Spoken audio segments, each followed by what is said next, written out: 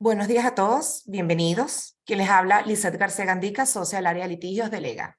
Bienvenidos a esta edición de Perspectivas Lega, Entorno Legal 2023, donde contaremos con ponencias de especialistas en diversas áreas de práctica e industria. Para iniciar nuestro evento, el día de hoy le cedo la palabra a nuestro socio director, Luis López Durán, quien dará sus palabras de bienvenida. Bienvenido, Luis. Gracias, Lisette, y gracias a todos ustedes que nos acompañan hoy por segundo año consecutivo en este evento de Entorno Legal 2023. Nosotros el año pasado tuvimos la oportunidad de sentarnos con muchos de nuestros clientes y tratar de entender qué podíamos aportar a nuestra comunidad, la comunidad del sector privado, la comunidad industrial, la comunidad de negocios que venía de estar de 2 años de pandemia, que venía previo a eso de la hiperinflación y que venía impulsando la economía de Venezuela. Hemos visto que fue un éxito, de ese evento salieron muchas cosas positivas sobre que estuvimos trabajando durante el año, lo volvimos a hacer este año, de volvernos a sentar con la clientela, volver a analizar el temario y estamos trayendo hoy algo interesante. Vamos a comenzar con el aporte de Richard Obuchi, un economista que nos va a hacer un paseillo por la parte económica del país, porque aquí hemos visto que en los últimos 2 años ha habido un crecimiento que es principalmente impulsado por el sector privado. Hemos mantenido las mismas situaciones de escasa producción petrolera, una situación de las sanciones que crea a un país que es visto como un país tóxico, pero al mismo tiempo hemos visto que la empresa privada ha dejado de estar esperando que suceda algo y se ha inspirado con esa resiliencia propia del venezolano y ha comenzado a activarse, y estos 2 años ha sido de crecimiento y se espera eventualmente un crecimiento en este año, aun cuando se haya desacelerado la economía en el final del 2022 y este comienzo del 2023. Pero el análisis prospectivo que nos invitan a hacer muchos de nuestros clientes y que hacemos nosotros, también nos permite tratar de analizar o visualizar qué está en la agenda legislativa. Hay muchas leyes que vamos a ver segmentadas por sectores con Carlos García Soto, quien ha llevado en los últimos años un buen seguimiento de qué es lo que se está discutiendo en la Asamblea Nacional. Hay veces que hay leyes que no suenan ser muy afines a la estructura de los negocios, pero que impactan la sociedad. Y al impactar la sociedad, impactan a nuestras empresas. De ahí, nuestra clientela, como siempre, está muy pendiente del tema laboral. Han habido nuevas jurisprudencias, nuevas actividades en el sector que nos invitan a estar siempre muy atentos. La idea es no ser reactivo, la idea es que ustedes puedan anticiparse. Hay un tema novedoso que son las fintech. Novedoso en este tipo de temario, en este tipo de evento nuestro, porque en los últimos años lo hemos visto. Hemos visto cómo la dolarización, hemos visto cómo el estar fuera del sistema bancario internacional ha invitado a que muchos creen fintech. Que las fintech son tecnología aplicada a las finanzas. Todos estos esquemas de pago, basta con ir a un supermercado y querer pagar para darnos cuenta de todas las fintech que se usan. Muchas de ellas son extranjeras, pero se están activando muchas en Venezuela. Y de ahí vamos a cerrar este evento con algo que nos llena de mucha alegría, que es el reinicio de las actividades comerciales colombo-venezolanas, en el sentido que el estar aislados con nuestros dos países vecinos, Brasil y Colombia, pues no tenía realmente mucho sentido. Son nuestros vecinos, independientemente de las diferencias políticas de los gobiernos de turno.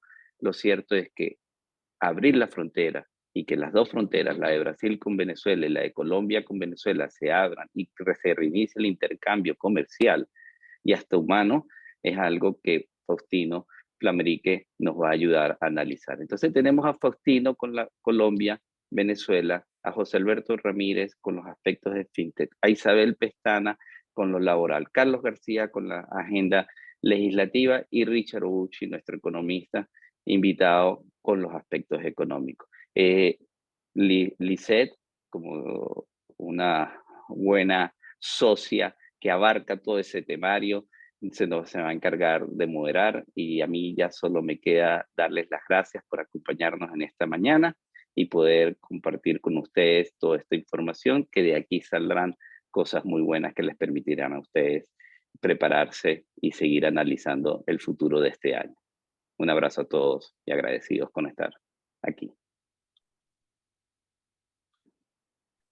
Muchísimas gracias, Luis, por tus palabras.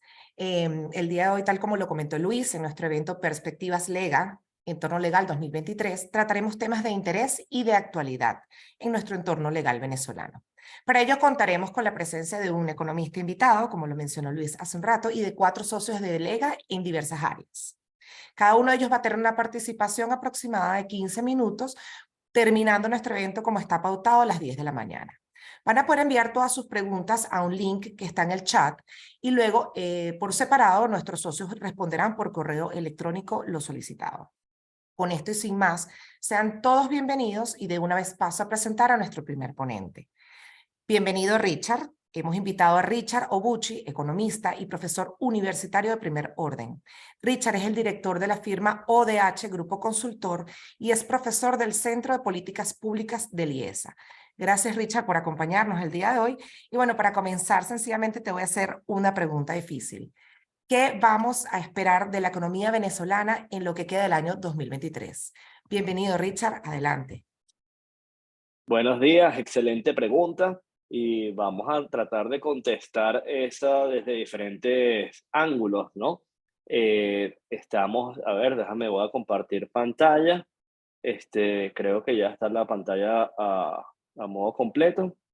Y bueno, y para responder a esa pregunta, en Venezuela, durante los últimos años, siempre tenemos que mirar a la industria petrolera. La industria petrolera, a pesar de lo golpeada, a pesar de la caída que ha sufrido en los últimos años, sigue siendo un motor fundamental de la economía venezolana. Es la principal fuente de divisas, es una de las industrias generadoras de riqueza más importantes del país, una industria intensiva en capital. ¿Y qué ha pasado? Bueno, lo primero es que ha aumentado el precio del petróleo. En los últimos 3 años, el precio promedio del petróleo pasó de $39 a 68 y de 68 a 95.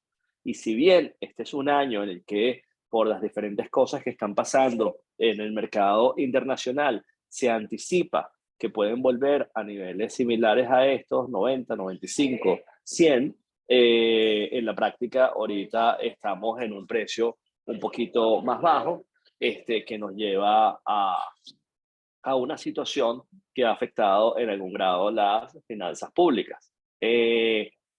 La, la, al aumento en el precio del petróleo ha venido acompañado de una pequeña recuperación en los niveles de producción, de 500.000 barriles promedios en el año 2020 a cerca de 565.000 en el 2021 y algo similar a 700.000 barriles diarios en el 2023, nivel en el cual ha estado estancado con pequeños cambios en los últimos meses. Ahora, esta combinación de precios más altos con alguna mayor producción ha tenido un impacto directo sobre el entorno externo del país, sobre los ingresos externos del país, sobre los ingresos en divisas, los ingresos con exportaciones.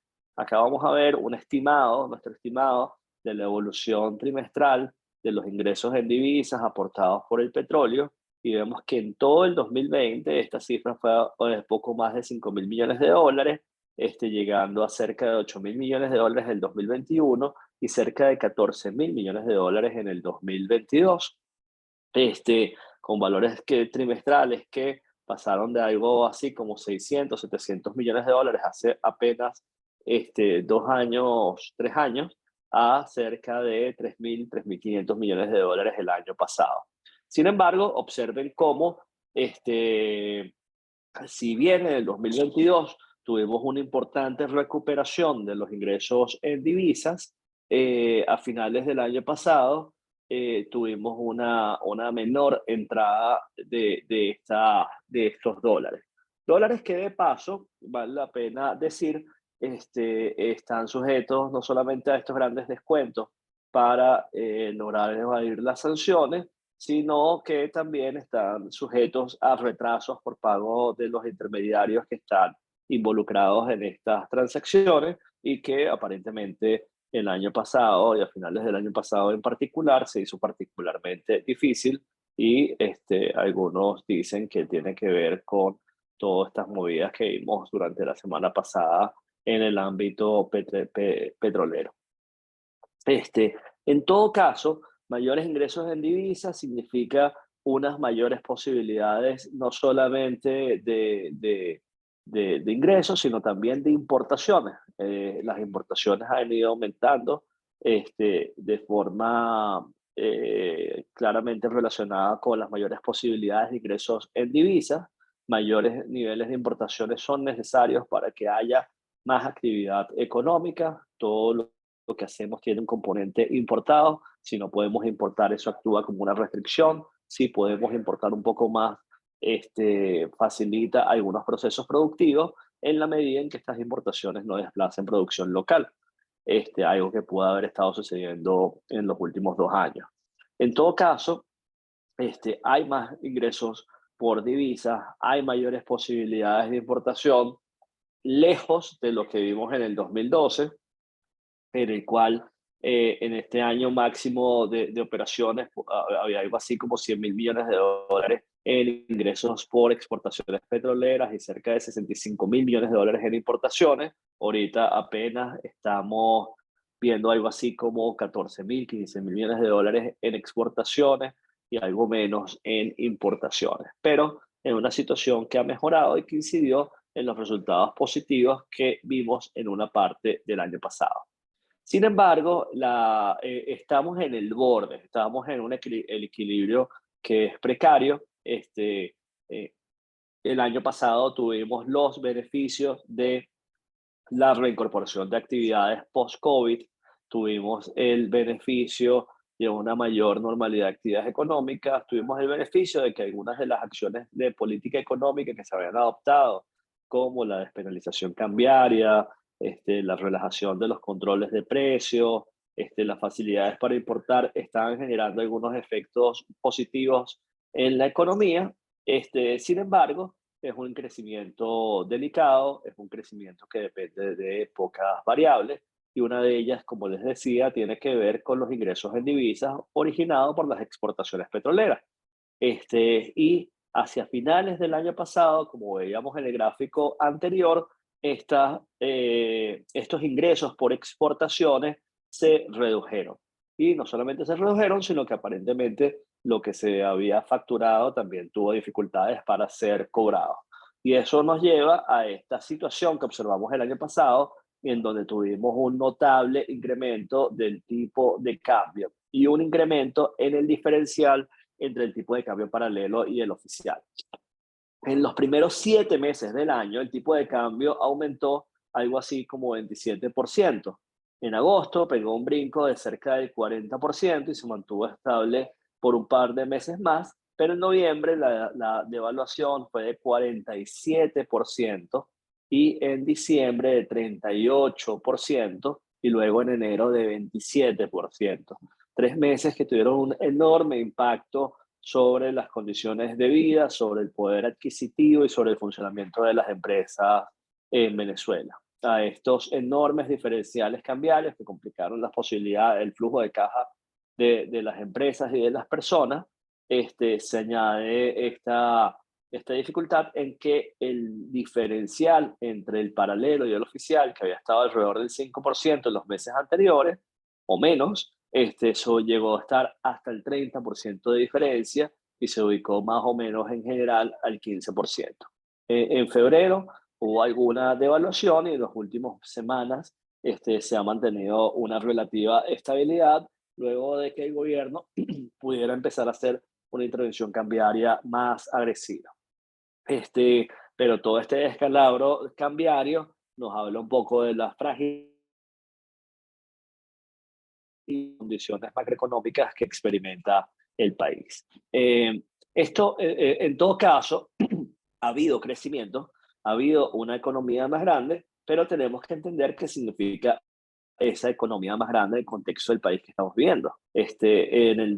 Aquí ven el tamaño de la economía en miles de millones de dólares. Para el 2022, la economía como un todo puede haber alcanzado un valor de 58.000 millones de dólares, mucho mejor que los 50.000 millones de dólares en los que se encontraba en el 2021 o en el 2020. Sin embargo, notablemente menor de lo que era el tamaño de la economía hace unos años. En 2013 era cerca de 188.000 millones de dólares y bueno, obviamente estamos muy lejos todavía de ese tamaño de la economía. Estamos mejor que lo que ha sido la economía de los últimos 2 años, pero en un camino que va a tomar tiempo. ¿Y de qué van a depender entonces las posibilidades económicas de este año 2023, del cual ya ha pasado un trimestre? Bueno, una vez más del petróleo, y el petróleo depende críticamente de la situación del régimen de sanciones económicas que aplican los Estados Unidos en Venezuela. Ya, la profunda desinversión que ocasionó el desplome de la producción petrolera, lo cierto es que para que pueda haber un nuevo ciclo de inversiones en petróleo, en otras actividades económicas en Venezuela, el crecimiento, entonces esas posibilidades de inversión están fuertemente restringidas por la existencia de las sanciones económicas de los Estados Unidos. Recientemente, hace unos meses, se autorizó a Chevron a que reiniciara sus actividades de producción en Venezuela exitosamente. Han tenido un incremento en la producción, han aumentado algo así como de 70.000, 80.000 barriles diarios, algo así como 100.000, 110.000. Están exportando directamente a los Estados Unidos por primera vez en mucho tiempo y es una operación que tiene la ventaja no solamente de la cercanía geográfica, de la adaptación de estos mercados al crudo venezolano, sino también a que los precios no están sujetos a los descuentos a los que está sujeto el resto de la producción petrolera venezolana. Obviamente acá hay un tema de pago de deudas y de algo del dinero que se toma para recuperar la inversión, pero bueno, la noticia de Chevron augura que puede seguir habiendo algunos pequeños incrementos en la producción.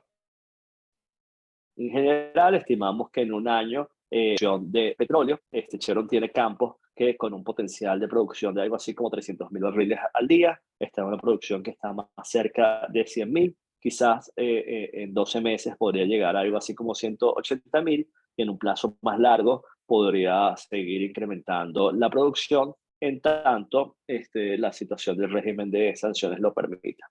¿Qué otras cosas podrían contribuir? Bueno, que hubiese cambios en los mecanismos vinculados a comercialización. Recuerden que Venezuela está vendiendo su petróleo, la más gran parte de su petróleo está llegando a Asia, a China en particular, pero está hecho que está a una gran distancia geográfica, lo cual aumenta los costos de flete, los cuales hay que descontar, pero también sujeto al tema de sanciones, el precio que se recibe es considerablemente más bajo, un descuento de algo así como 30%. Sí, que requiere un montón de maniobras para su evaluación, que si hubiese cambios en esta área, sin duda alguna podría contribuir en divisas. Sujetos al tema de la evolución del régimen de sanciones, podría haber en un futuro acuerdos de,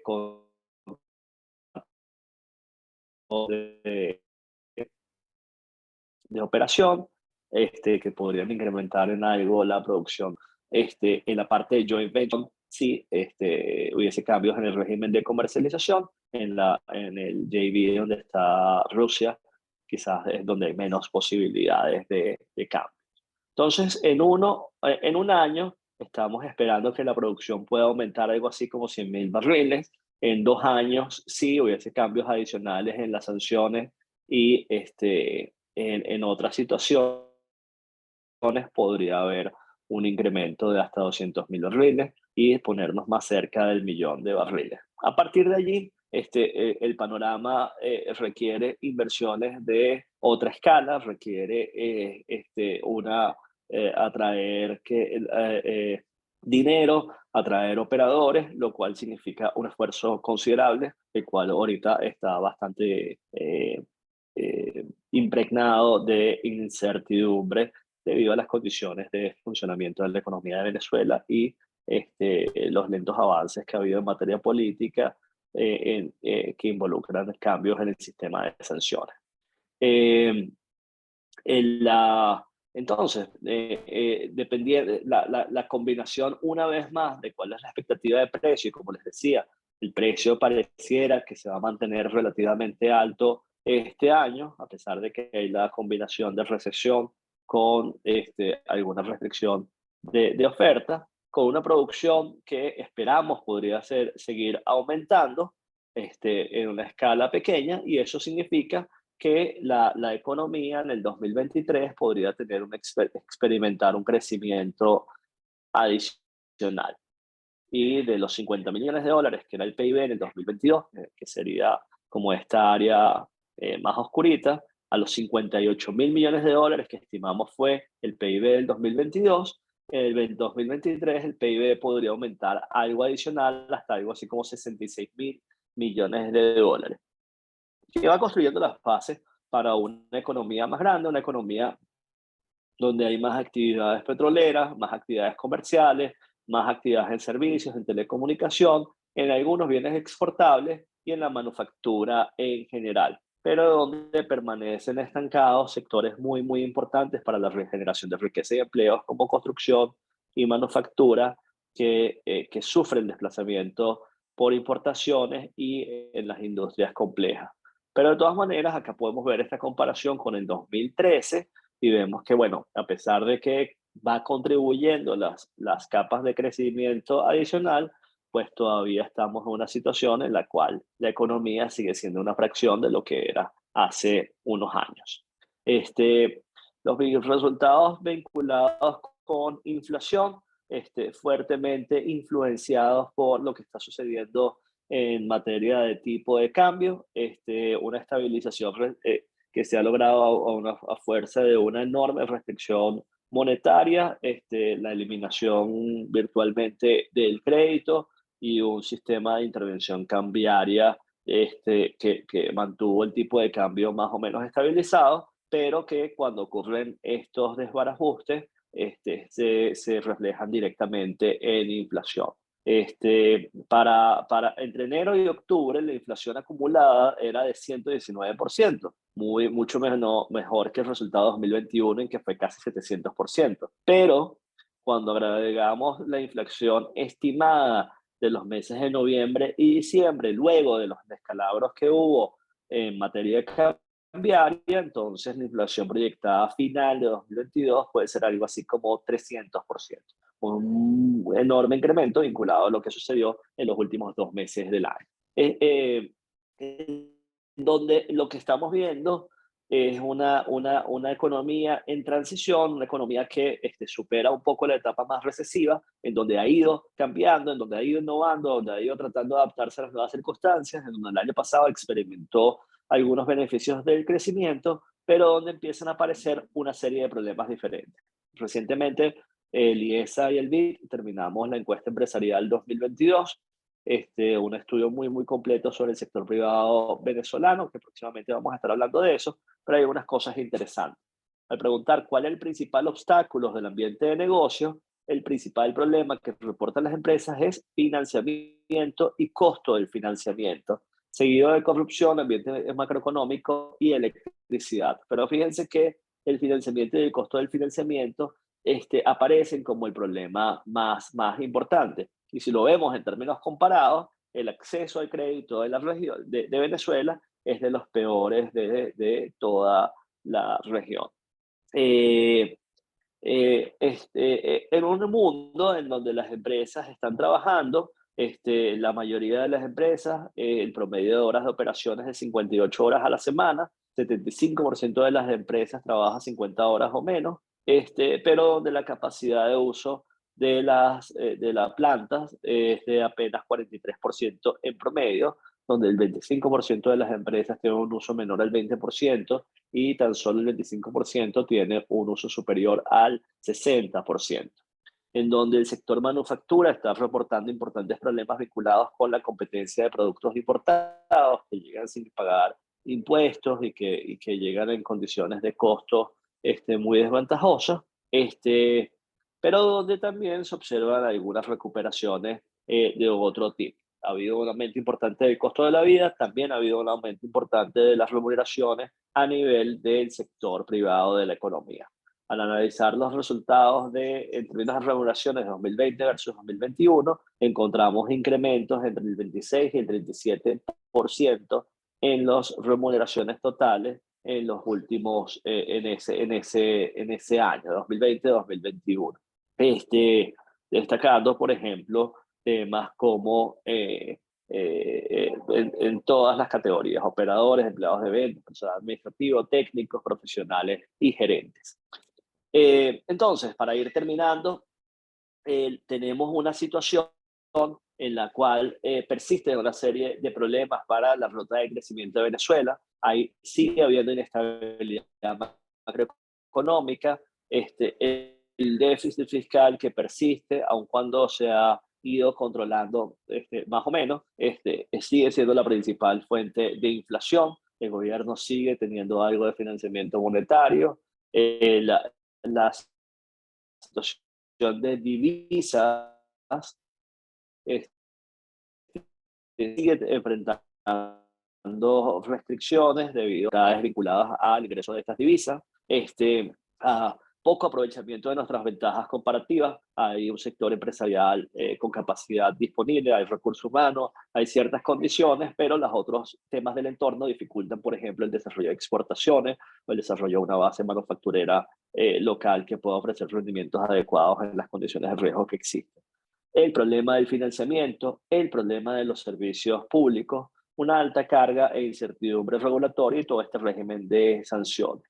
Ahora, ¿qué cosas debemos estar observando este año que podrían cambiar o que podrían ser impulsores o elementos que retrasan el crecimiento económico? Bueno, la situación política, qué pasa con los acuerdos, entendimientos, si hay fractura, si hay unidad, qué pasa con las sanciones. ¿Va a haber cambios o no va a haber cambios? ¿Se mantiene la situación actual o se puede avanzar en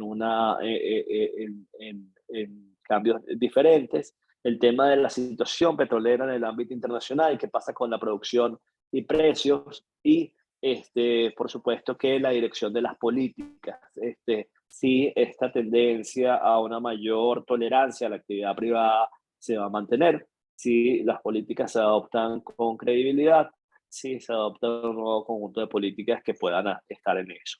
En un año en donde la prioridad política y económica del oficialismo es el alivio de las sanciones, pero donde los avances en esto son verdaderamente lentos, en donde persiste la dolarización en una economía que es pequeña, que es concentrada, que sigue siendo bastante desigual, que reclama desesperadamente un nuevo ciclo de inversiones, pero para que haya inversiones de nuevo hace falta que algunas de las condiciones más duras se relajen, como el tema de servicios, como el tema de financiamiento y de ambiente económico en general. Y en donde anticipamos que va a persistir este pragmatismo económico.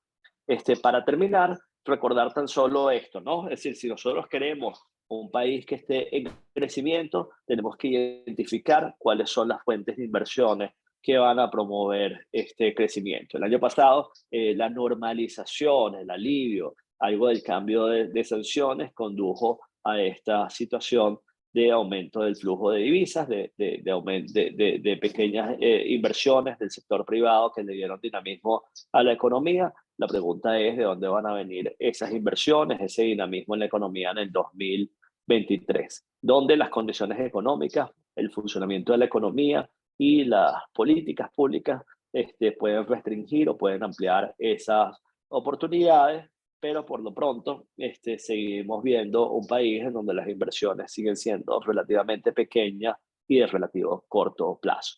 Entonces, bueno, con esto yo quería terminar este rápido y apretado resumen y quería darles las gracias a los amigos de Lega por esta oportunidad de compartir en este magnífico evento.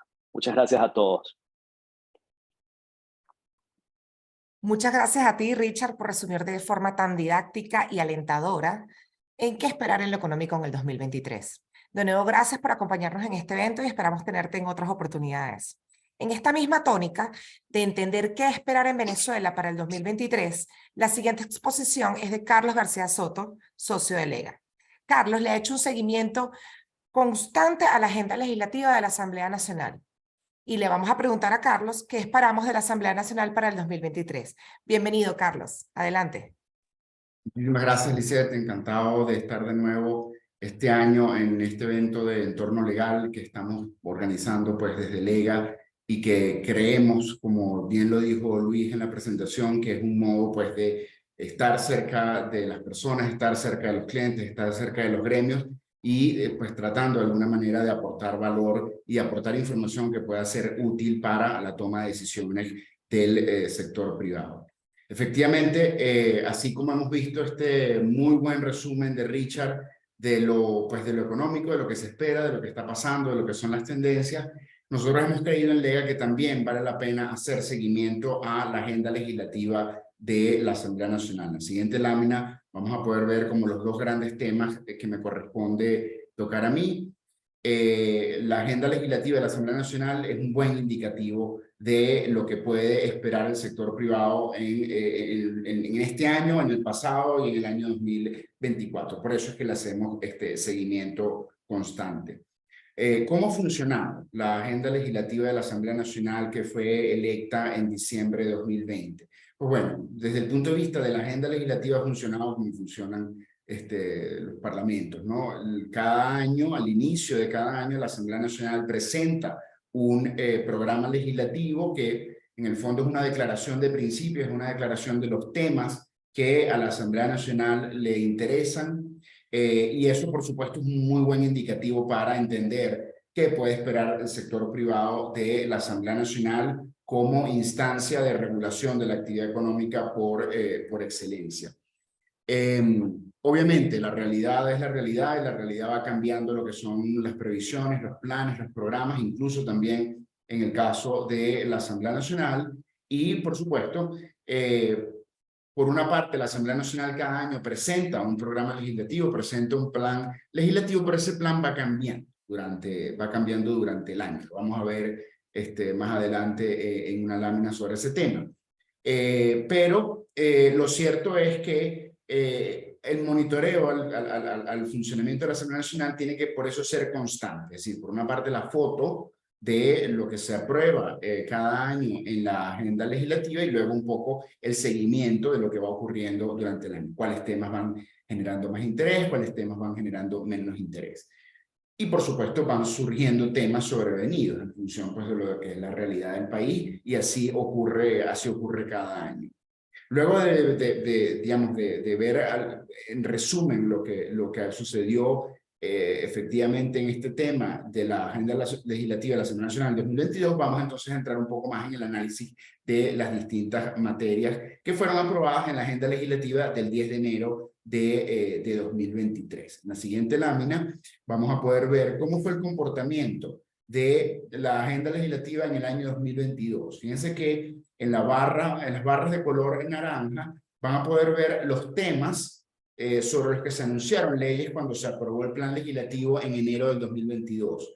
En naranja un poco más claro van a ver efectivamente el número de leyes que efectivamente fueron aprobadas en esas materias. Entonces fíjense cómo van cambiando, ¿no? Cómo van cambiando los intereses. O sea, en lo que es, por ejemplo, organización del Estado, en el año pasado se habían anunciado 6 proyectos de leyes, fueron luego efectivamente sancionados y promulgados 10 leyes en definitiva. En materia social habían sido anunciados 6 proyectos de ley, fueron sancionados 2 proyectos de ley. En materia penal Habían sido anunciados 2 proyectos de leyes, fue finalmente sancionado un proyecto de ley. Y así con los otros temas. En materia cultural se habían anunciado 2 proyectos de leyes, luego no se dictó ninguna ley en esta materia. En lo relativo a la actividad económica, que obviamente nos interesa mucho por los temas de este foro, pues se habían pensado eventualmente trabajar en 2 proyectos de leyes, luego solo se dictó una ley en materia económica. En materia tributaria se mantuvo la tendencia de 2 leyes anunciadas y 2 leyes efectivamente aprobadas, etcétera, pues contratos públicos, control fiscal, idiomas, ¿no? Entonces, esto es una foto pues de cómo efectivamente en la práctica termina ocurriendo el comportamiento de cualquier parlamento y en concreto en el caso de la Asamblea Nacional. Si podemos por favor pasar a la siguiente lámina, allí vamos a ver cómo en el caso de la agenda legislativa del año 2023, la propia Asamblea Nacional presentó, como lo había hecho en los 2 años anteriores, su programa legislativo, el conjunto de leyes en las cuales pues, quería anunciar que iba a trabajar. De hecho, en el caso de la agenda legislativa aprobada en enero del 2023, la propia Asamblea Nacional distribuyó las distintas materias por, las distintas leyes o los distintos proyectos de ley por materias. En la agenda legislativa aprobada en enero, es decir, en el conjunto de leyes que se van a estar discutiendo durante este año, hay algunas leyes que provienen de las discusiones parlamentarias del año 2021 y del año 2022, hay otros proyectos de ley que son nuevos. Lo importante, como decía, es que al analizar el conjunto temático, el conjunto de temas de una agenda legislativa en concreto, la del 2020, la del 2021, la del 2023, lo importante es precisamente ver cuáles son las tendencias en cuanto a los temas, porque eso permite intuir sobre cuáles temas quiere trabajar la Asamblea Nacional. Fíjense entonces, por ejemplo, el primer grupo de leyes anunciadas en enero de 2023. Leyes en materia económica. En primer lugar, se quiere discutir la reforma a la ley de contrataciones públicas. Es un proyecto de ley que ha estado bajo discusión desde el año pasado. Pues bueno, la Asamblea Nacional quiere modificar algunos aspectos de la ley de contrataciones públicas que, como sabemos, desde 2014, desde 2008 está vigente pues en esta materia y regula pues una parte importante de la actividad contractual del Estado. En segundo lugar, se anunció en la agenda legislativa un proyecto de ley de comercio digital. Sabemos que con los cambios que está habiendo pues en economía, en el modo de hacer negocios, incluso también aquí en Venezuela lo digital cada día toma más protagonismo en lo que son nuestras relaciones comerciales. En el año 2021 y en el año 2022, diputados de la Asamblea Nacional han estado diciendo con bastante frecuencia que efectivamente hay que adaptar la legislación venezolana a lo que es el comercio digital. Pues bueno, se incluyó un proyecto de ley de comercio digital en la agenda legislativa del año 2023. También fue incluida en la agenda la ley orgánica del proyecto de ley orgánica de coordinación y armonización tributaria. Como saben, es un tema en el cual viene trabajando la Asamblea Nacional por solicitud del propio Ejecutivo Nacional desde el año pasado. Pues bueno, durante el último trimestre del año pasado fue objeto de discusión y pues bueno, en principio pareciera que este año también va a ser objeto de discusión y eventualmente pudiera ser sancionado. Luego, en cuarto lugar, se incluyó el proyecto de reforma a la ley orgánica del sistema económico comunal. El año pasado, por solicitud del Ejecutivo Nacional, la Asamblea Nacional comenzó a discutir con la reforma a varias de las llamadas leyes del Poder Popular, que son ese conjunto de leyes en materia de Poder Popular y Estado Comunal que fueron aprobadas en diciembre del año 2010. En la discusión o en el listado de leyes a ser reformadas en esta materia el año pasado no se había incluido la ley orgánica del sistema económico comunal. Ahora la Asamblea Nacional anuncia expresamente que quiere también discutir la reforma de esta ley. Es una ley que eventualmente puede tener impacto en el sector privado, pues en función del alcance de la reforma que se quiera efectivamente hacer a la ley. Y en quinto lugar, fue incluida en la, Asamblea, en la agenda de la Asamblea la Ley para la Protección y Producción del Agave Cocuy, que, como se sabe, es un producto pues, artesanal que cada vez está teniendo más importancia en el sector licorero, ¿no? En segundo lugar, el segundo eje temático es el conjunto de leyes sobre servicios públicos y derecho a la ciudad. Está prevista la reforma a la Ley de Gestión Integral de la Basura, que es un tema que en el ámbito municipal tiene muchísima importancia, sobre todo para pues, aquellas empresas que tienen actividad en distintos municipios y que tienen instalaciones industriales en uno o más municipios, ¿no? La reforma a la Ley Orgánica de Aguas ha sido un tema que desde la agenda legislativa del año 2021 ha sido objeto de discusión por la Asamblea Nacional. Es posible que sea efectivamente aprobada este año. Y en tercer lugar, en cuanto a las leyes sobre servicios públicos y derecho a la ciudad, la Ley de Convivencia y Paz, que fue un proyecto de ley presentado por el Ministerio de Interior y Justicia. En la siguiente lámina vamos entonces a poder ver el tercer eje temático de las leyes que fueron incluidas en la agenda legislativa de la Asamblea Nacional. Las leyes del Poder Popular, la reforma a las otras 4 leyes del Poder Popular que vienen siendo discutidas, cuya reforma viene siendo discutida desde mediados del año pasado, como dije, por iniciativa del propio Ejecutivo Nacional. La reforma a la Ley Orgánica de las Comunas, la reforma a la Ley Orgánica del Poder Popular, la reforma a la Ley Orgánica de Consejos Comunales, la reforma a la Ley Orgánica de Contraloría Social. Estas cuatro reformas a leyes pues, del Poder Popular, junto con la Ley del Sistema Económico Comunal, pues implicarían entonces la reforma a 5 leyes del Poder Popular que eventualmente pueden tener impacto en la actividad del sector privado, por ejemplo, en el ámbito laboral. El cuarto eje temático son las leyes sobre desarrollo humano y ambiental. Por ejemplo, está prevista la reforma a la Ley Orgánica de Trabajadores y Trabajadoras con Discapacidad y la Ley para la Protección de los Trabajadores Agrícolas. El año pasado, por solicitud del propio presidente de la República, se incluyeron la discusión de un conjunto de 10 leyes en materia laboral. Ninguna de las 10 leyes con el objeto, con la intención de reformar en términos generales pues, la legislación en materia laboral, sino más bien aspectos específicos de la legislación laboral. La intención entonces es de alguna forma atender a aspectos pues, particulares que pueden ser de interés en esta materia pues, precisamente laboral.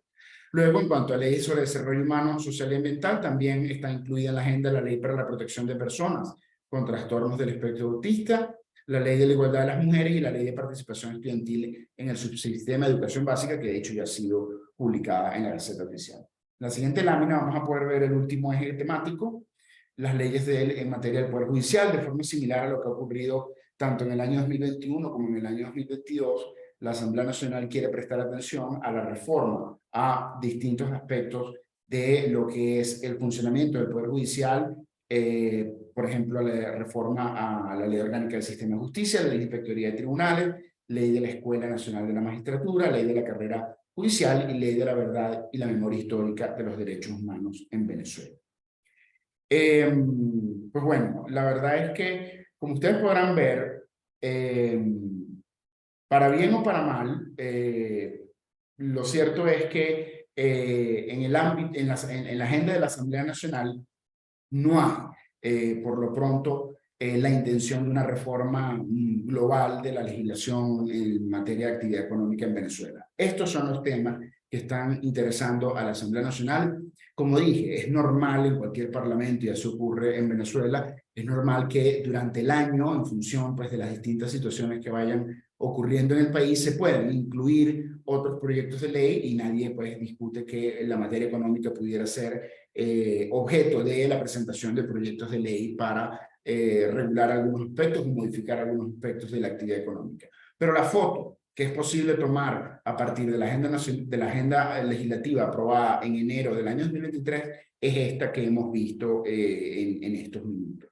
Ya para finalizar, pues bueno, ¿qué podemos concluir de la agenda legislativa de la Asamblea Nacional 2023? ¿Qué podemos esperar para lo que queda del año? Pues bueno, en primer lugar, que es probable que en el primer semestre del año se sancione la Ley Orgánica de Coordinación y Administración Tributaria, un tema que tanto el Poder Ejecutivo como la Asamblea Nacional le dedicaron bastante tiempo y energía a finales del año pasado. Es posible que ahora en este año se concrete la sanción de la ley. En segundo lugar, es probable que en el primer semestre de este año se sancione la reforma a algunas de las leyes del Poder Popular, cuya reforma venía siendo discutida. Vamos a poder ver entonces en la siguiente lámina los otros temas que pudieran ser, que pudiera pues, esperarse en los próximos meses. Efectivamente, es probable que se regule el comercio digital. Había sido, como dije, una materia en la que diputados de la Asamblea Nacional han venido insistiendo y, pues bueno, en resumen, básicamente esas son las distintas materias que cabe esperar. Insisto, con la foto que tenemos al día de hoy, no vale la pena, o digamos, no pareciera que pudiera esperarse una reforma global o una reforma de algunas de las leyes fundamentales del ejercicio de la actividad económica, pero sí es cierto que más o menos con esta fotografía que hemos tomado podemos anticiparnos a lo que pudieran ser los temas en los que esté trabajando la Asamblea Nacional. Con esto termino. Muchísimas gracias por su atención y pues bueno, encantado de seguir compartiendo con Richard y con mis socios aquí en Lega sobre estos distintos temas.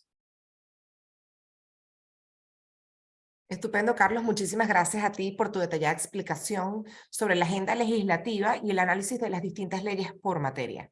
Ahora vamos a continuar con un tema que siempre genera interés en el sector privado y es ¿qué esperar en materia de seguridad y salud laboral en el 2023? Para ello les presento a Isabel Pestana, socia de Lega. Isabel, bienvenida y cuéntanos qué podemos prestarle atención en este tema. Adelante. Muchísimas gracias, Lisette. Buenos días para todos y pues muchas gracias por acompañarnos en la mañana de hoy. Antes de entrar a precisar en términos generales qué esperar en materia de seguridad y salud laboral para este 2023, es importante realizar un pequeño resumen o recapitulación de dónde nos encontramos hoy en día en esta materia. Para ello, y como veremos reflejado en la siguiente lámina, hemos notado cómo en los últimos tiempos, y concretamente desde el reinicio de las actividades tras la declaratoria de la pandemia por la COVID-19, el INSACEL ha desplegado una actividad un poco más, digamos, inquisitiva o coercitiva al momento de realizar inspecciones o fiscalizaciones a las empresas. Incluso vimos que estas inspecciones se retomaron con mucha más frecuencia y ya no solo para abarcar aspectos relacionados con las resoluciones dictadas en materia de bioseguridad, sino ya también para abarcar aspectos relacionados con el cumplimiento general de las obligaciones establecidas ya propiamente en la LOPSIMAT, su reglamento parcial y las demás normas que regulan los aspectos de seguridad, higiene y medio ambiente del trabajo. Por tanto, al día de hoy hemos notado que ciertamente ha existido un despliegue más activo de las actuaciones del INSACEL y que esto se ha traducido pues en mayores verificaciones para las empresas respecto al cumplimiento de sus obligaciones. En hilo con ello, en el año 2022 también vimos que fueron asentados ciertos criterios por parte del Tribunal Supremo de Justicia, encaminando las decisiones más relevantes dictadas en ese año en materia de seguridad y salud laboral a dos aspectos o posturas específicas. Por un lado, mantener una posición un poquito menos rigurosa o, digamos, severa que la del INSACEL en cuanto a las actas levantadas al momento de las inspecciones y un poco más inclinada a la parte de tutelar los derechos constitucionales que asisten a las empresas. Y por otro lado, aunque muy opuesto al anterior, fijar criterios mucho más rigurosos en cuanto a las condenatorias por concepto de daño moral ante la ocurrencia de accidentes o la generación de enfermedades ocupacionales. El primer punto lo vemos reflejado, por ejemplo, en dos sentencias que fueron dictadas en los meses de junio y de julio del año 2022, donde ante multas o sanciones impuestas por el INSACEL, pues el Tribunal Supremo de Justicia trató de resaltar o rescatar la importancia de que fuesen respetados principios como el de proporcionalidad de las sanciones y el de que nadie puede ser juzgado dos veces por un mismo hecho. La primera de ellas es la sentencia número 73, dictada en el mes de junio de 2022, donde se resaltó la importancia del principio de proporcionalidad de las sanciones, ya que se trató de un caso donde el INSACEL, a través de la Jeresat Aragua, impuso una sanción señalando que el 100% de la nómina de la empresa resultaba expuesta o se encontraba en riesgo por cada uno de los incumplimientos en que se había incurrido. Es decir, ante cada incumplimiento detectado en la inspección, el funcionario actuante estableció que el número de trabajadores afectados o expuestos era el 100% de la nómina, la totalidad de la nómina contratada, y con base en ello, pues aplicó las sanciones correspondientes. Ante esta situación, el Tribunal Supremo de Justicia determinó que debían existir unos parámetros o una motivación más detallada para la afirmación de que es la totalidad de la nómina la que se encuentra expuesta, y se requerían evaluar los cargos de cada uno de los empleados para así determinar si ciertamente se veían afectados o no por los incumplimientos. Y de esta manera, pues que se vea respetado el principio de proporcionalidad que debe existir en toda actuación administrativa, en virtud de lo cual, pues anuló la providencia administrativa de sanción que había sido dictada por esa JERESAT. Seguidamente, en el mes de julio de 2022, fue dictada la sentencia número 97, donde se consagró la imposibilidad de castigar al mismo sujeto pasivo por la comisión de una misma infracción. En este caso específico, también se trató de una providencia administrativa, esta vez dictada por la JERESAT de Guárico y Apure, donde se declaró con lugar una propuesta de sanción por una cantidad importante, por un monto importante, ante el incumplimiento o ante la ocurrencia de faltas graves y leves en materia de seguridad y salud laboral que se encuentran establecidas en la LOPSIMAT. Ante ello, el Tribunal Supremo de Justicia determinó que cuando estamos en presencia de varios supuestos de ilícitos que ameriten una sanción, debe aplicarse la pena establecida para el hecho considerado más grave y luego irse incrementando al agregarle las fracciones de las demás sanciones que proceden por los hechos cometidos. Por tanto, estableció que las sanciones no se acumulan, sino que el INSACEL debe fijar la sanción más alta y a ella irle adicionando los agravantes que correspondan. Esto como garantía del principio llamado non bis in idem, en virtud del cual no es posible castigar al mismo sujeto más de una vez por un mismo hecho, por supuesto contra infracciones que a su vez tutelan o protegen un mismo bien jurídico. Así, con estas dos sentencias, vemos cómo, al menos en este ámbito de las sanciones impuestas por el INSACEL, el TCJ mantuvo una postura un poco más inclinada a que fuesen respetados los derechos de las empresas, y si bien no limitó la realización de inspecciones o los requerimientos que pudieran ser solicitados o verificados por los funcionarios, pues al menos veló porque se respetaran los principios que deben regir la actividad de los órganos de la administración pública. Distinto es el caso de los que ocurrió en los pronunciamientos en cuanto a las condenatorias por concepto de daño moral ante la ocurrencia de accidentes o la generación de enfermedades ocupacionales. Y con ello es importante traer a colación también dos sentencias que hicieron mucho ruido y que generaron alerta o asombro por los montos que fueron condenados y la forma en cómo estos fueron tasados. Estas sentencias las vemos reflejadas en la próxima lámina que tendrán en sus pantallas. La primera de ellas es la sentencia número 15, dictada iniciando el año en el mes de febrero de 2022, donde ante la muerte de un trabajador como consecuencia de un accidente de trabajo, en este caso concreto un accidente de tránsito, el Tribunal Supremo de Justicia acordó que la suma o la indemnización justa y adecuada para los beneficiarios, que en este caso era la esposa del trabajador fallecido y su menor hijo, era la cantidad de 2.000 bolívares. Lo cual para esa fecha equivalía a un aproximado de $450 aproximadamente. No obstante, luego de ello, ya finalizando el año, en el mes de diciembre de 2022, fue dictada una segunda sentencia que generó un poco de asombro por el monto condenado, que es la sentencia número 285, en la que se condenó a la empresa por concepto de daño moral ante la ocurrencia igualmente de un accidente de tránsito, pero esta vez por la cantidad equivalente a 11.000 petros, que para esa fecha era el equivalente a alrededor de $660.000 aproximadamente. Resaltando que en este caso incluso no se generó la muerte del trabajador como en el caso anterior, sino que se le generó una discapacidad total y permanente, que si bien igualmente es grave, pues pareciera que no tanto como la muerte para la fijación de un monto por concepto de daño moral tan elevado. Así vemos como en cuanto a los criterios jurisprudenciales, en cuanto a condenatorias por daño moral, pues el tribunal en el año 2022 no mantuvo un criterio muy cónsono o uniforme con las cantidades condenadas. Y más bien pudimos ver cómo en casos similares los montos condenados fueron totalmente distintos. Y uno incluso por una cantidad que pudiera ser considerada como bastante elevada o exorbitante, considerando que la consecuencia del accidente pues fue menos gravosa para el trabajador. Partiendo entonces de esta suerte de antecedentes para ubicarnos en dónde nos encontramos en esta materia al día de hoy, desde la reanudación de las actividades luego de la pandemia y concretamente de la postura que ha asumido tanto el INSACEL como el Tribunal Supremo de Justicia, nos preguntamos entonces qué esperar en materia de seguridad y salud laboral para este año 2023, cuyos puntos veremos reflejados en la próxima lámina. En primer lugar, pues se espera un mayor auge o despliegue de inspecciones por parte del INSACEL, sin duda, con posturas mucho más firmes y actuaciones, digamos, mucho más rígidas por parte de sus funcionarios. En estas inspecciones se espera también que se incluyan más verificaciones sobre las obligaciones en materia de personas con discapacidad, e incluso se espera que ocurran actuaciones conjuntas de funcionarios del INSACEL con funcionarios del CONAPDIS. También se espera un mayor protagonismo de los trabajadores en las gestiones de seguridad y medio ambiente de trabajo dentro de las empresas.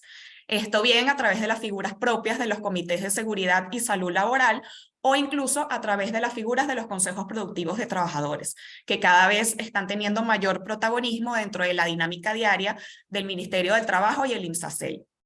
En hilo con ello, se espera también que las empresas comiencen a generar o a desarrollar puertas adentro mayores normativas, regulaciones o al menos controles internos en materia de seguridad y salud laboral como consecuencia de cambios que hayan aplicado ante las nuevas formas de organización del trabajo, como puede ser la aplicación de flexibilización de horarios laborales, implementación de trabajo a distancia o teletrabajo, entre otros.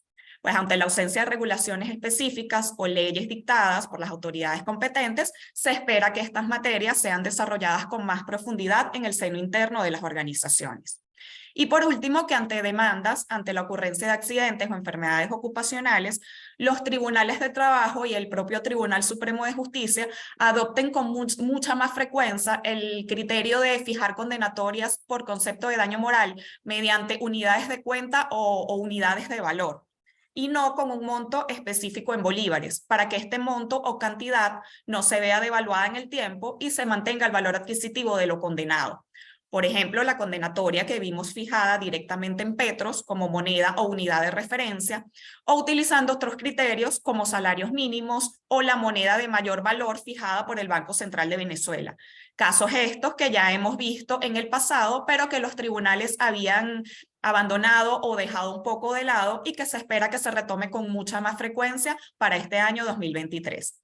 Ante todo lo que se espera para este año, pues la recomendación general para las empresas es siempre la documentación de sus procesos, de sus políticas, de las medidas que sean adoptadas en el seno de la organización, de manera que puedan contar con todos los documentos y con todos los soportes que les permitan demostrar el cumplimiento de sus obligaciones en materia de seguridad y salud laboral, y en adición a ello contar por supuesto con la asesoría pertinente para que les pueda ser posible determinar previo a una inspección o a una fiscalización si la empresa se encuentra en algún supuesto de incumplimiento y tomar así las acciones o las medidas correctivas que sean necesarias de forma oportuna para evitar la aplicación de multas o de sanciones. Muchísimas gracias a todos por su participación en el evento y los dejo con el resto de mis socios y los demás temas a tocar. Muchísimas gracias, Isabel, a ti por ese buen resumen de cuáles son los temas a monitorear en materia laboral. Muy interesante y bastante detallado. Vamos ahora a darle una mirada a un tema más novedoso que está despertando cada vez más interés. Con la creciente digitalización de la economía, José Alberto Ramírez, socio de Lega, nos va a hablar cuáles son los retos y las oportunidades para la fintech en Venezuela. Adelante, José Alberto, bienvenido. Gracias, Lice. Bueno, en primer lugar, darle las gracias a los distinguidos miembros de la audiencia que nos honran con su presencia hoy, dedicándonos su tiempo para aprender de estos temas. En primer lugar, bueno, ¿de qué va esta innovadora palabra del fintech, no? La palabra fintech es un término compuesto por la abreviación de dos palabras en inglés, que son finance y technology. En español significan finanzas y tecnología, por lo tanto, fintech se refiere a tecnologías aplicadas a las finanzas, a productos, servicios y al mercado financiero. El rango de acción de la fintech es bastante amplio y abarca, entre otros, sistemas de pago, monederos digitales, mercados de criptomonedas, plataformas de préstamo, banca digital, seguros y mercado de valores. Todos estos servicios financieros están basados en tecnología y en el uso de herramientas como la inteligencia artificial, los contratos inteligentes y el Big Data. El acelerado avance que ha tenido esta tecnología en los últimos 15 años ha potenciado el desarrollo de estos servicios digitales, hasta el punto que hoy en día las fintech son en sí mismas una industria y muchas veces compite con los clásicos proveedores de servicios financieros. En estos breves minutos vamos a dar un paneo sobre los orígenes del fintech, cuál es su estado actual en Venezuela y finalmente cuáles son las oportunidades que detectamos en este sector. Hablando de los orígenes del fintech, bueno, está vinculado a los esfuerzos de los proveedores tradicionales de servicios financieros, principalmente los bancos, para mejorar el alcance de sus servicios hacia sus clientes. Las fintech son entonces una consecuencia natural de lo que históricamente ha sido una tradición de innovación del mercado de los servicios financieros. Desde el punto de vista académico, el desarrollo de la fintech se divide en 3 etapas. El fintech 1.0, el fintech 2.0 y lo que llamamos el fintech 3.0. El fintech 1.0 comienza a finales del siglo XIX, a raíz de hitos como por ejemplo la implementación del telégrafo y otras tecnologías analógicas que lograron reducir el tiempo y los costos del procesamiento de la información y facilitaron las comunicaciones entre las entidades financieras y sus usuarios o clientes. Esta etapa se extendió hasta mediados del siglo XX para dar paso a lo que llamamos el fintech 2.0. La implementación de cajeros automáticos y aparición, por ejemplo, de las tarjetas de crédito marcó el inicio de esta etapa que se caracteriza por el paso de las tecnologías analógicas a las tecnologías digitales. Finalmente llegamos a la tercera etapa conocida como el fintech 3.0, que se origina a partir de la crisis financiera global del año 2008.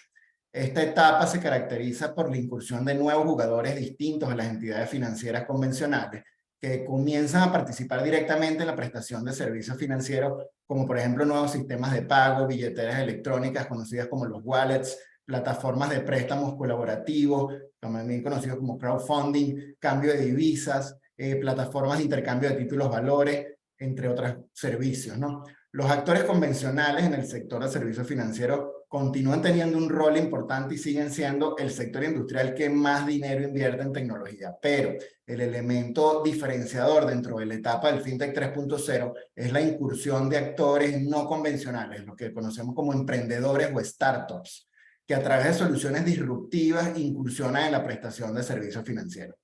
Algunos ejemplos para ilustrar este punto específicamente del mercado de los Estados Unidos incluyen empresas como PayPal, Venmo, Google Pay, Apple Pay, entre muchas otras, que no son instituciones financieras propiamente dichas, son relativamente recientes y utilizan tecnología para brindar servicios financieros, específicamente en este caso servicios de pago, billeteras electrónicas y transferencias electrónicas de dinero.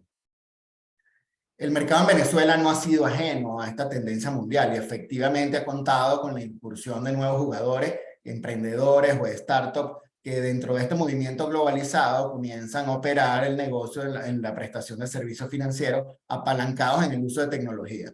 Algunos ejemplos de este tipo de emprendimientos distintos a las instituciones financieras tradicionales incluyen a Bipo, Ubi, Pago Directo, Cashea, Rider y Oyumi, entre otras.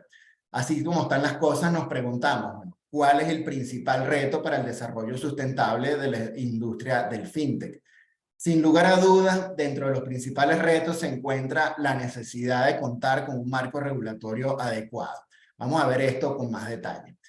Como bien sabemos, la prestación de los servicios financieros es una industria altamente regulada. Este marco regulatorio se basa en 2 ejes de acción. En primer lugar, la necesidad de obtener autorizaciones de funcionamiento por parte del Estado. Y en segundo lugar, la necesidad de supervisión por parte del Estado de aquellos actores a quienes se les han concedido esas autorizaciones. Este doble eje de acción funciona como una importante barrera de entrada para nuevos actores en la industria. Pensemos en los emprendedores, pues les impone una carga de condiciones y requisitos mucho más onerosa que aquellas que se le exige a otros sectores económicos, además del alto costo que normalmente implica obtener estas autorizaciones. Lo importante acá es destacar que el desarrollo de la industria del fintech, especialmente la que hemos denominado fintech 3.0, pasa por la existencia de un marco regulatorio apropiado en la jurisdicción de que se trata, de forma tal de que se logre un balance adecuado entre la necesidad de protección del mercado y el usuario y la necesidad de promover adecuadamente la innovación. Como vamos a ver ahora en la próxima lámina, el caso venezolano. Los datos estadísticos demuestran que en el desarrollo del fintech en Venezuela se encuentra lamentablemente en los niveles más bajos de la región. Las razones no se deben al tamaño del mercado, no se deben a la falta de iniciativas por parte del sector emprendedor o a la falta de apetito por parte de los potenciales usuarios para este tipo de servicios. No, por el contrario, es evidente que el mercado venezolano es un terreno fértil para el desarrollo de la industria del fintech 3.0 liderado por emprendimientos de alto componente tecnológico. Ahora bien, ¿cuál es el reto? El reto más importante que debemos enfrentar para lograr el desarrollo sostenible de la industria del FinTech 3.0 está en proveer políticas públicas favorables y un marco regulatorio adecuado que permita un correcto balance entre la necesidad del Estado de regular y supervisar y la obligación del Estado de promover la iniciativa privada, garantizando la producción de bienes y servicios que satisfagan las necesidades de la población. No obstante esto, el mercado venezolano se ha caracterizado en los últimos años por un limitado acceso de la población a la mayoría de los servicios financieros que son de uso común en otros países. Veamos un poco entonces lo que ha sido el desarrollo del fintech en los distintos sectores del sistema financiero en Venezuela. Hablemos entonces de fintech y sector bancario. En los últimos años, el sector bancario venezolano, como comentaba nuestro amigo Richard Obuchi, se ha caracterizado por el limitado acceso al crédito gracias al estricto encaje legal. Y también por la desaparición del dinero en efectivo en bolívares, que cada día más se sustituye por dinero en efectivo en otras monedas. No hay duda que bajo esta realidad económica en la que el crédito bancario es un producto escaso y la economía se maneja ampliamente en efectivo en monedas extranjeras, las oportunidades de productos y servicios que pueden brindar las fintech son prácticamente infinitas. De hecho, es un fenómeno que ya viene ocurriendo en la práctica, pues un limitado porcentaje de la población venezolana se beneficia de productos y servicios fintech que facilitan las transacciones comerciales que ocurren aquí en Venezuela, como por ejemplo los sistemas de pago conocidos como Cele, Venmo, People Pay, entre otros, que facilitan las transacciones denominadas en dólares. A pesar de que resulta innegable la utilidad de estas herramientas de tecnología financiera, la realidad demuestra que es un reto que estos servicios de fintech se creen, desarrollen y puedan operar en Venezuela bajo un marco legal claro y eficiente que asegure su viabilidad regulatoria y financiera. Vamos a hablar un poco de fintech y el sector asegurador. El caso del sector asegurador no es lamentablemente mucho más alentador. Este es un sector que viene en franco de crecimiento en los últimos años. Las estadísticas demuestran que el acceso de la población a los servicios que presta el sector de seguros es bastante bajo, por lo que los beneficios que pudieran aportar los emprendimientos tecnológicos en este sector son amplísimos. En este punto es importante explicar que dentro de la industria del fintech a nivel mundial existe una subdivisión conocida como el InsurTech. Este es un término relativamente nuevo compuesto por la combinación de las palabras insurance y technology, que se refiere a la modernización y digitalización del sector asegurador. La industria del InsurTech se encuentra en pleno crecimiento en el mundo y particularmente en esta región de América Latina. Lamentablemente en Venezuela no entramos dentro de esa estadística de crecimiento por razones estructuralmente económicas, pero fundamentalmente también por la falta de un marco regulatorio apropiado para la innovadora industria del InsurTech. Hablemos un poco de fintech y el mercado de valores. A pesar del terrible desempeño económico que ha sufrido Venezuela durante los años recientes, que ha disminuido, como hemos visto, el tamaño del mercado, del sector bancario, del sector asegurador, el sector del mercado de valores ha venido a contracorriente en lento pero progresivo crecimiento, pues se ha venido posicionando como una alternativa de financiamiento tanto para el sector privado como para empresas del sector público igualmente. Dentro del entorno de la fintech vale la pena destacar en Venezuela la creación de la Bolsa Descentralizada de Valores de Venezuela, la BDVE. Esto es apenas un primer paso que acerca a Venezuela a la tendencia global del fintech aplicado al sector del mercado de valores. Es una tendencia sumamente marcada en otras jurisdicciones, por ejemplo en los Estados Unidos, donde existen emprendimientos de fintech tales como Robinhood, Interactive Brokers, E-Trade, entre muchos otros que acercan y facilitan la participación como inversionistas del público en general en los mercados de valores. No obstante, es largo el camino que aún se debe recorrer en Venezuela, comenzando por el desarrollo de un marco regulatorio especializado para esta innovadora industria que permita el desarrollo local de este tipo de emprendimientos tecnológicos. Finalmente, hablemos un poco de fintech y criptomonedas. Desde el año 2018, en Venezuela se ha regulado el uso de este tipo de activos digitales y se ha promovido el uso de un criptoactivo propio llamado el Petro. Lo que ha ocurrido en la práctica es que la regulación existente no ha tenido mayor aplicación precisamente debido a la peculiar naturaleza de las criptomonedas que logran evadir fácilmente la regulación estatal. Además, También es importante acotar que el petro como criptoactivo ha sido objeto de las sanciones económicas impuestas desde el año 2019 por el gobierno de los Estados Unidos, precisamente para desincentivar el uso de esta criptomoneda. Como veremos aquí en la próxima lámina, ya aterrizando un poco más sobre cuál es el marco regulatorio de la fintech en Venezuela, hay que precisar primero que existe un marco regulatorio general aplicable a todo el sector financiero nacional. Está contenido en la Constitución, nuestro Código de Comercio, la Ley Orgánica del Sistema Financiero Nacional y la Ley del Banco Central de Venezuela. Por otra parte, existe un marco regulatorio sectorial que incluye la Ley de Instituciones del Sector Bancario para el sector bancario, la Ley de la Ley de la Actividad Aseguradora, la Ley del Mercado de Valores y el Decreto Constituyente sobre el Sistema Integral de Criptoactivos. Adicionalmente, se han dictado 3 normas de rango sublegal con el objeto de regular el fintech en el sector bancario. Estas son las normas generales sobre los sistemas de pago y proveedores no bancarios de servicios de pago que operan en Venezuela, dictada en diciembre del año 2018. Aquí lo importante es destacar de esta norma es que los operadores de este tipo de servicios requieren de una autorización otorgada por el Banco Central de Venezuela. Luego se dictaron las normas que regulan el servicio de puntos de venta y la contratación con proveedores para su comercialización. Esto se dictó en febrero del año 2021.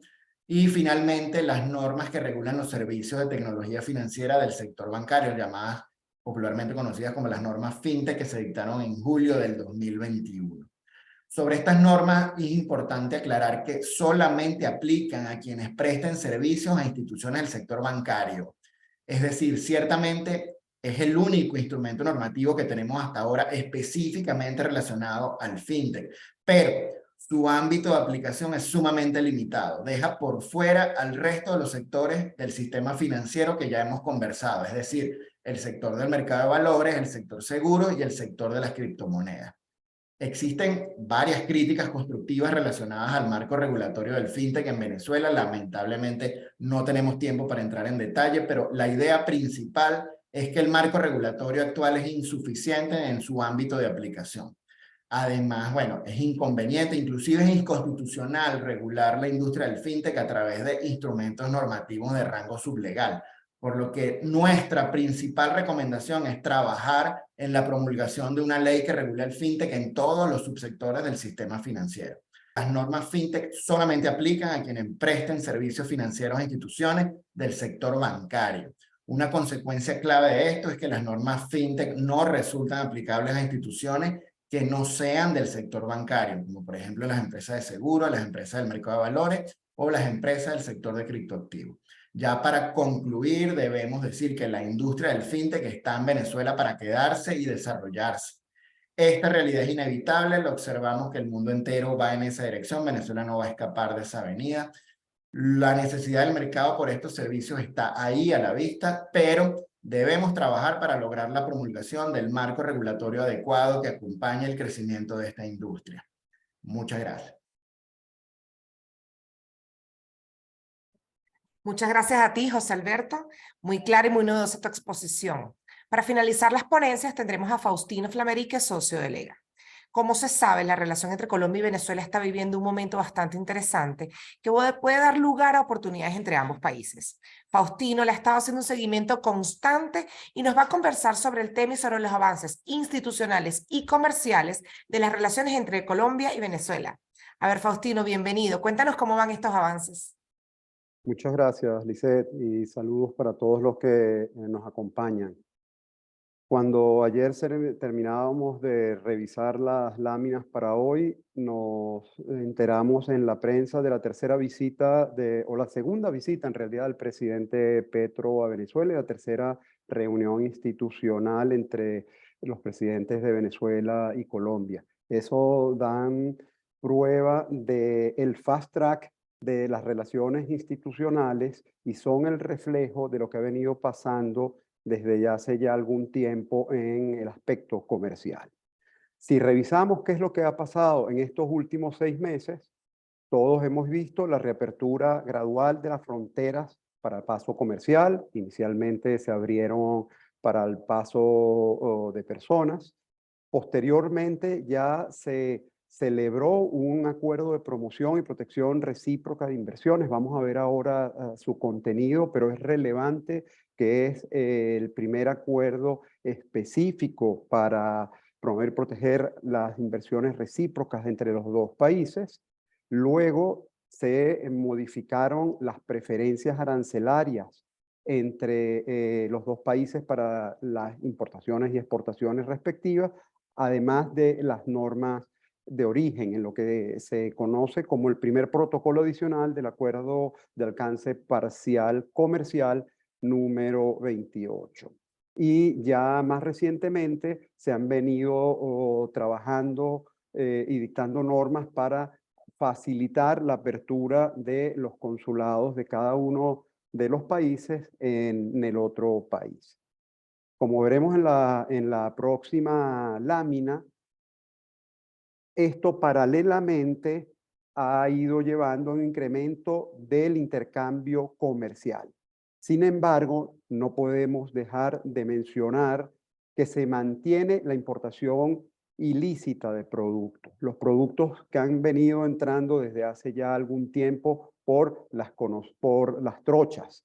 Y estas importaciones que son ilícitas con infracción de varios tipos de normas, fundamentalmente van violando disposiciones que tienen que ver con asuntos sanitarios, con otras reglas regulatorias y fundamentalmente con infracciones aduanales. Es decir, son importaciones que entran como contrabando a Venezuela e infringiendo una gran cantidad de normas. Para ello, hay una serie de mecanismos de lucha que no deben dejarse de lado.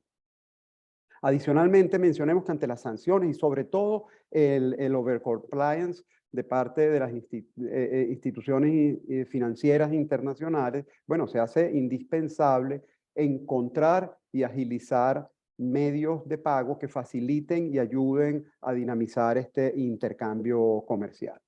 Por último, no podemos dejar de mencionar la difícil situación que han enfrentado migrantes venezolanos a lo largo de toda Colombia, bien sea para quedarse allí en Colombia o, bueno, para llegar a otros países de Sudamérica.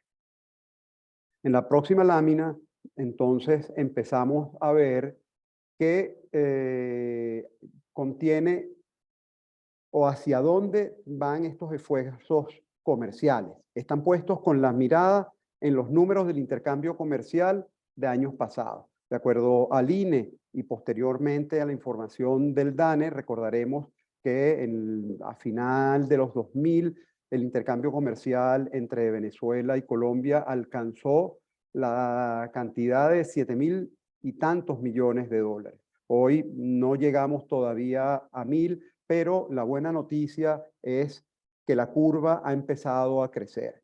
Es probable que sea difícil llegar a esa cantidad de intercambio comercial del año 2008, porque al final de cuentas eso ocurrió también en el momento de mayor producción petrolera de Venezuela, pero lo cierto es que el intercambio comercial y la curva en los últimos meses ha ido creciendo.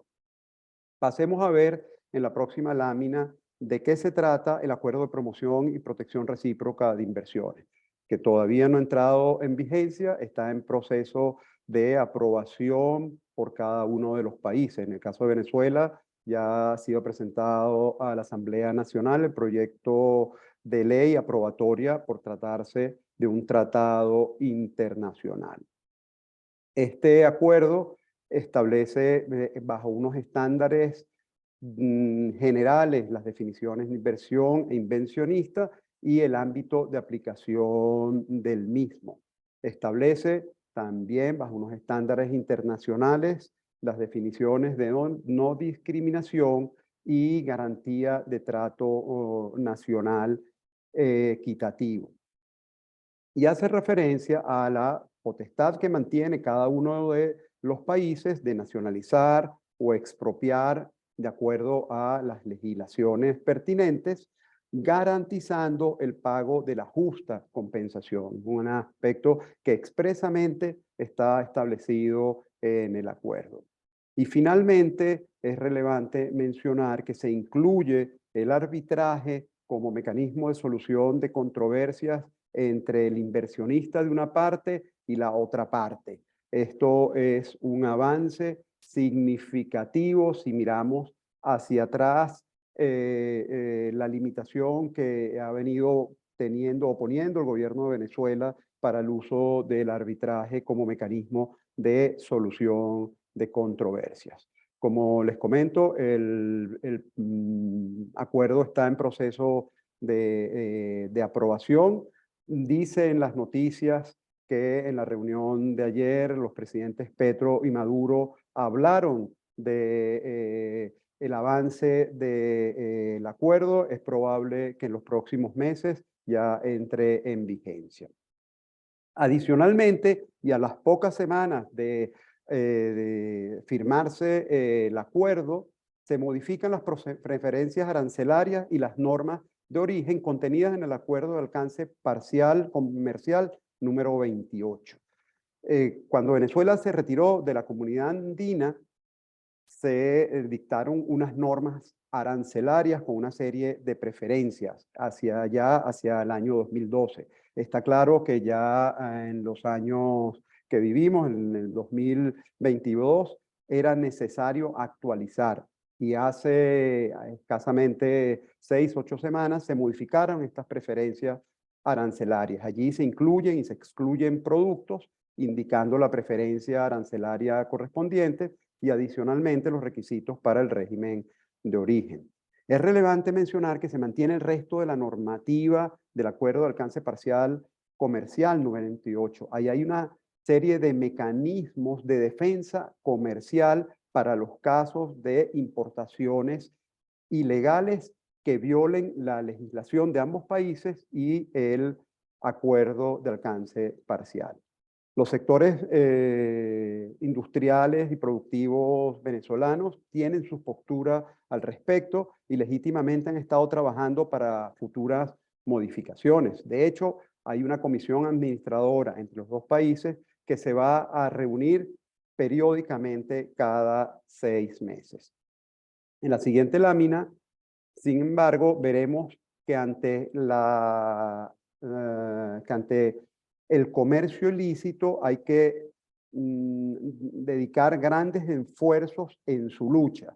Aquí lo relevante frente a este tema central es que hay un compromiso de todos los actores, tanto el sector gubernamental como el sector privado, tanto el gobierno central como los gobiernos estadales están haciendo esfuerzos para luchar contra el comercio ilícito. De la misma manera, el sector privado ha ido planteando y demostrando los daños que se están enfrentando en la producción y en el comercio nacional por el comercio ilícito. Es en este momento necesario destacar la labor incansable de los gremios empresariales y de los gremios binacionales que han estado mostrándole a las autoridades y al país los daños para la producción nacional, para la salud, para el ingreso por aranceles de estas actividades de comercio ilícito. Y también queremos mencionar que la ley antimonopolios mantiene o contiene unas disposiciones específicas de competencia desleal por infracción de normas. Todas las actividades económicas que se hacen violando las normas están catalogadas como un acto de competencia desleal. Y en tal sentido, la ley antimonopolio prevé mecanismos para atacarlas y tratar de evitarla.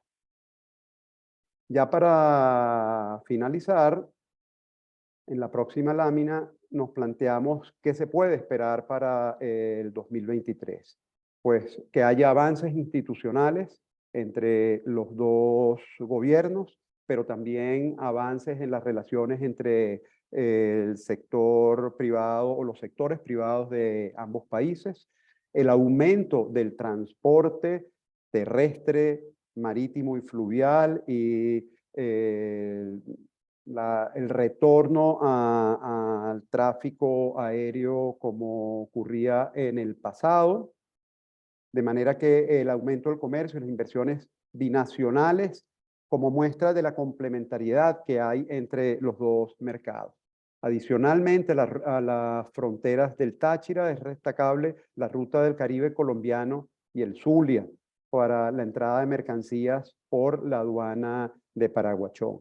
De hecho, en Lega contamos con una oficina en Maracaibo, desde la cual estamos atendiendo el aumento de comercio a través de estas fronteras. Y crecerán las inversiones en sectores tradicionales, también los no tradicionales. Últimamente se ha venido hablando del suministro de gas y de energía de Venezuela a Colombia, y todo esto lo que muestra es que va a haber un aumento gradual y sostenido del intercambio comercial y de las inversiones de venezolanos en Colombia y colombianos en Venezuela. Esto es todo lo que tengo para compartir con ustedes. Muchísimas gracias. Lisette, te dejo. Muchísimas gracias a ti, Faustino. Muy actualizado, interesante y motivador lo que nos relatas entre los dos países. De nuevo, muchas gracias a Richard, a Carlos, a Isabel, José Alberto, Faustino y a Luis por sus excelentes intervenciones porque han sido muy útiles para todos. Muchas gracias al público por su presencia. Todas sus respuestas serán respondidas por correo separado a las preguntas que hayan realizado en el link que se encuentra en el chat. Aprovecho a todos para invitarlos a seguirnos en todas nuestras redes sociales, en Instagram como @lega.lo, LAW, en LinkedIn, Lega Abogados, y en Twitter, Lega_LAW. Puntualmente damos por terminado nuestro evento. Que tengan buen día y feliz fin de semana para todos.